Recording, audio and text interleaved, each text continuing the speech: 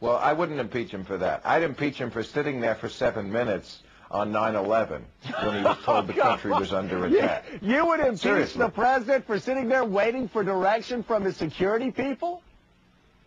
Waiting for direction? What direction was he waiting for? What did you He's expect the president, of the Joe. United States to do? Jump up and run out of the classroom? Oh, my God, we've been hit, we've been hit. Yeah, listen to yourself. Listen to yourself. This is through the looking glass, Joe. Excuse me. Take out the equation of whether this is a Republican or a Democrat or George Bush or anybody else. Just in a hypothetical.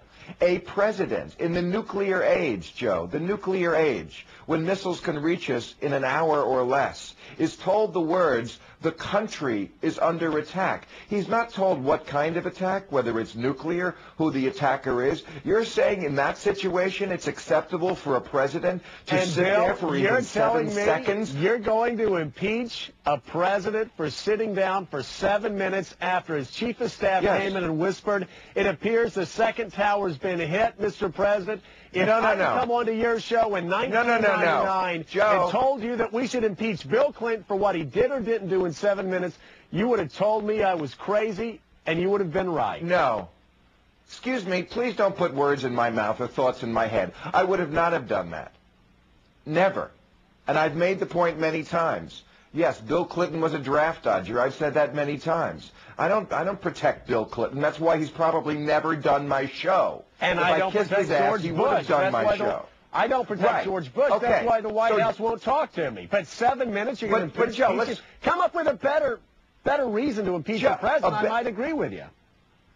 There is no better reason. That's my point. There is nothing George Bush has done before or since that rises to this level. And let's get our facts straight. They didn't say to him the second tower has been hit. The words he heard, this is from Andy Card himself, were the country is under attack. But when a president hears those words at that moment, he's not sure of the extent of the attack. And again, whether it's a nuclear attack, whether what went on before that his staff knows about is just the beginning of something. For you to defend a president, to sit there for even, as I say, 7 seconds, let alone 7 minutes in these circumstances, tells me that you're blinded as to who this man is and where your loyalties lie. I'm not blinded by who George Bush is. I've been harshly critical of George Bush. I've written op-eds saying as much. I've written op-eds saying the Republican Party should lose the majority. I've said that this guy has been horrible for libertarians and conservatives.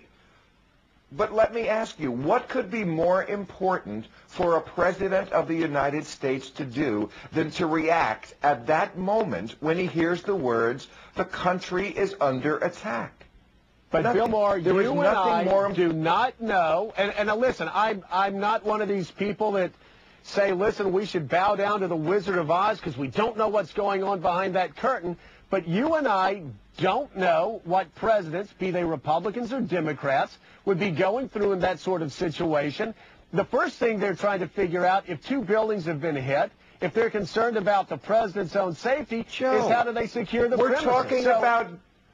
We're talking about getting up and acting at the very moment we need the commander-in-chief the most.